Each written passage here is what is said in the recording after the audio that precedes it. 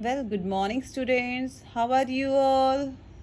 Hope you all are enjoying the videos and staying safe at your home. Student, as you all know, on Saturday we have started the chapter number 8.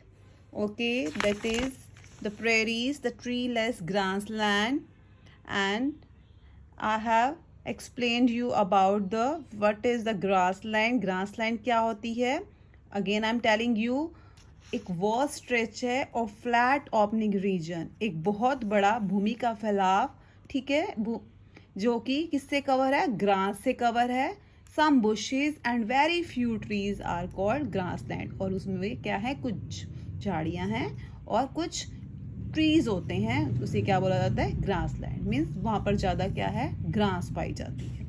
ठीक है, फिर मैंने आपको बताया 2 type की grassland, tropical grassland and temperate grassland.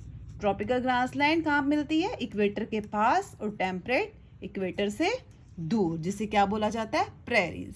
Okay student, then I have told you about some grassland and they are found in the different continents. And here I have explained the map where different grasslands are found. Okay, then we have read about the prairies. prairies क्या है और ये कहाँ पर पाई जाती हैं और कौन कौन से जो है स्टेट्स यूएसए के और कनाडा के इसमें लाई करते हैं. This is the topic we have read. Now today we are going to read about the climate. अब प्रेरीज में कैसा क्लाइमेट पाया जाता है? Temperate grassland experience moderate weather. वहाँ का जो मौसम है मॉडरेट है. ठीक है, ना तो बहुत ज़्यादा गर्मी ना बहुत ज़्यादा ठंड. ठीक है, the weather is warm for the part of the year. साल के कुछ भाग में वेदर गर्म रहता है. And is very cold during the winters. और सर्दियों में ठंडा हो जाता है बहुत. The annual rainfall in the grassland region is between 10 inches to 30 inches. वहाँ की जो वार्षिक वर्षा है ग्रासलैंड के एरिया की वो कितनी रहती है? 10 inches to 30 inches तक. The amount of rain is just enough to grow lot of grass. जो ये रेन है और इस रेन से जो पानी आता है वो इनफ रहता है कि उससे घास बहुत ज़्यादा उग जाए. It is not enough to grow trees. ठीक है, ये इतनी ज़्यादा नहीं होती कि वृक्ष उग पाए. And rainfall less than this. अगर इससे भी कम बारिश होगी तो वो जगह क्या बन जाएगी? डेजर्ट बन जाएगी. In fact grassland surround every desert in Asia. जो ग्रासलैंड है वास्तव में वो हर डेजर्ट में पाई जाती है. एशिया के हर डेजर्ट के सराउंडेड मीन्स चारों तरफ मिलती है. Thus grasslands are between a forest and a desert. Grassland क्या है? ठीक है, आर अ फॉरेस्ट. ठीक है, अब बिटवीन कहाँ मिलते हैं? फॉरेस्ट और जंगलों के बीच में पाई जाती है. Rivers. Now which rivers are found here? The rivers following through the prairies are Mississippi and the Missouri.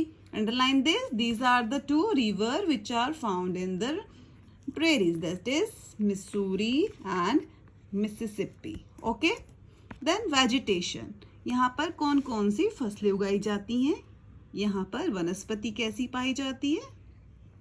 Prairies grows grass very tall in areas having more moisture. Moisture क्या होती है? नमी. ओके, जहाँ पर नमी ज़्यादा होती है, ह्यूमिडिटी ज़्यादा होती है, उन प्लेसेस में, उन एरियाज में जो ग्रासेस है वो कैसी उगती है? लंबी लंबी, tall. In areas of lesser rain. जिन एरिया में कम बारिश होती है the grasses are likely to be short. वहां पर घास कैसी उगती है? बिल्कुल छोटी. Some areas are mix grasses. कुछ एरिया में दोनों मिली जुली घास मिलती है, टॉल भी और शॉर्ट भी. Okay, then there is the map you can see. जो ग्रीन पार्ट है वो क्या? Northern mixed prairies. यहाँ पर शॉर्ट और टॉल मिक्स मिलती है. देन नीचे का पार्ट है southern mix prairie, light green. Clear? Then indigo color, rocky mountain. Okay, then here tall grass prairie. यहाँ पर टॉल लंबी लंबी घास मिलती है. और पर्पल एरिया में जो लाइट पिंक है ये क्या है? यहाँ पर शॉर्ट मिलती है. Is that clear? Then the grasses in the prairies are green in the spring. Spring में यहाँ पर जो प्रेरीज में घास है वो कैसी होती है, ग्रीन कलर की, एंड टर्न ब्राउन, और ब्राउन कलर की कब हो जाती है, जब समर आता है, एंड फॉल, और फॉल वो गिर जाती है, झड़ जाती है। इन द विंटर, सर्दियों में, द ग्रास इज डाई, घास मर जाती है, because of blanket of snow covering them, क्योंकि उसके ऊपर स्नो का एक ब्लैंकेट कवर हो जाता है, ठीक है, क्योंकि इतनी स्नो पड़ती है जिससे वो जिस ग्रास को कवर कर देती है। Here you can see grass is green during spring. Spring में ग्रीन है और ब्राउन हो गई है कब, जब समर आता है। देन डाइड कब हो जाती है, जब विंटर आता है, क्योंकि उसके ऊपर स्नो कवर हो गई है।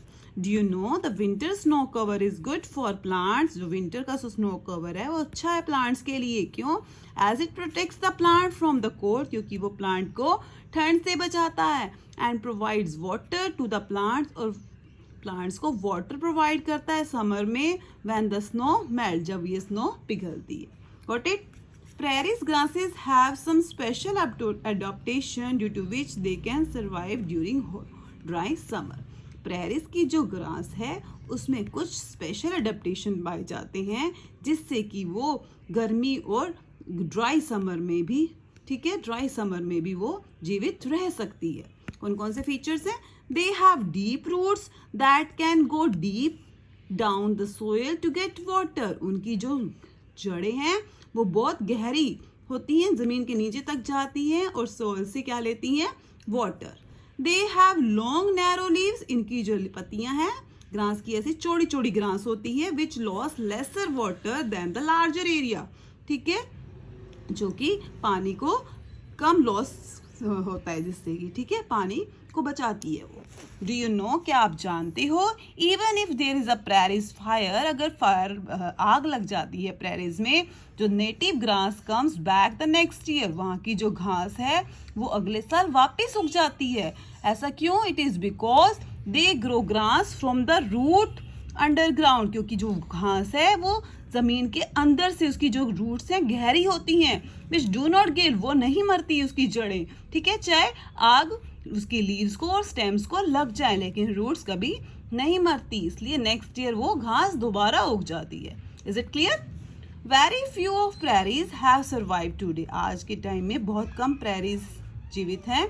Overgrazing by livestock has killed most of the taller grass, ठीक है, वहां पर जो पशु चराने ले जाते हैं जिससे क्या हो गई है, लंबी लंबी घास खत्म हो गई है। The prairies have been found to be ideal for agriculture, जो प्रेरीज है वो अच्छी है एग्रीकल्चर के लिए, खेती के लिए, बिकॉज क्योंकि द सोइल इज डीप, वहाँ पर जो मिट्टी होती है वो गहरी होती है और कैसी होती है, फर्टाइल, उपजाऊ होती है। Prairies grasses hold the soil firmly, क्योंकि वो जो घास है वो सोइल को जकड़ के रखती है, उस प्लेस के सोइल को जकड़ के रखती है, ठीक है, क्योंकि मिट्टी इधर उधर नहीं फैलती, अगर ग्रास उगी होती है वो उसको पिकअप करके रखती है, होल्ड करके रखती है। कॉजिंग मिनिमल सॉइल इरोजन, जिससे कि मृदा का अपरदन नहीं होता, बहुत कम होता है। Today most of the prairies have been converted into farms, आज के टाइम में जो ज़्यादातर प्रेरीज है वो खेतों में बदल गई हैं, फार्म्स में बदल गई हैं। और रेंचेस क्या है, a very large farm on which animals kept, बड़े बड़े फार्म जिसमें एनिमल्स को रखा जाता है, ठीक है, अब पेरिस फार्म्स में और रेंचेस में कन्वर्ट हो गई हैं। Most of the land is now use to grow grains, ज़्यादातर जो भूमि है उसका इस्तेमाल किसके लिए किया जा रहा है, ग्रेन्स उगाने, अनाज को उगाने के लिए किया जा रहा है, जैसे कि कॉर्न, व्हीट एंड बार्ले, ठीक है, मक्का, जो गेहूं या फिर जौ। Is that clear? This is the part of the vegetation. Student, watch it carefully to understand the topic. If any doubt, you can ask me in the class. Thank you. Have a nice day. Goodbye.